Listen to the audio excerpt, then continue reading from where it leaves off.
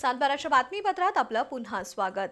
गावोगावी भरवल्या जाणाऱ्या यात्रांमध्ये पारंपरिक संस्कृतीऐवजी आता कर्णकर्कश डीजे आणि साऊंड सिस्टीमचा धिंगाणा पाहायला मिळतोय। प्रचंड आवाजामुळे नागरिक, विद्यार्थी, वृद्ध आणि आजारी व्यक्तींना मोठा त्रास सहन करावा लागतोय।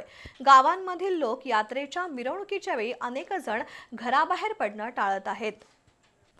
गावागावातील यात्रा जत्रांमध्ये एकेकाळी बैलांच्या मिरवणुका, पारंपरिक बँडबाज आणि लोककलांचा सुरेल संगम पाहायला मिळत असे। मात्र अलीकडच्या काही वर्षात यात्रांचं स्वरूप बदललं असून डीजे आणि साऊंड सिस्टीमच्या कर्णकर्कश आवाजामुळे नागरिक हैराण बनले आहेत। ध्वनी प्रदूषणाचे नियम धाब्यावर बसून रात्री उशिरापर्यंत मोठ्या आवाजात गाणी वाजवली जातात। विशेष म्हणजे काही कार्यकर्ते कानात कापसाचे बोळे घालून मिरवणुकीत सहभागी होतात।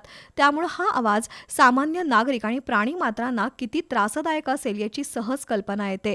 ट्रॅक्टरवर उभं राहून धोकादायक पद्धतीने नृत्य करणारे युवक पोलिसांना दिसत नाहीत काय असा सवाल उपस्थित होतोय।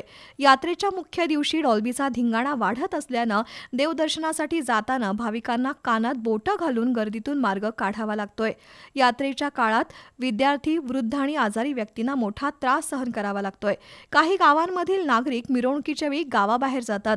दरवर्षी लाखो रुपयांचा खर्च करून केवळ दिखावा आणि शक्ती प्रदर्शनासाठी डीजेचा अतिरेक केला जात असल्याची टीका होतीये। मात्र मतांच्या राजकारणामुळे लोकप्रतिनिधी आणि प्रशासन अशा प्रकारांकडे दुर्लक्ष करत असल्याचा आरोप होतोय। वेळीच कारवाई करून ध्वनी प्रदूषणावर नियंत्रण आणलं नाही तर यात्रांची सांस्कृतिक ओळख नष्ट होण्यास वेळ लागणार नाही। बी न्यूजसाठी पन्हाळ्याहून विक्रम पाटील।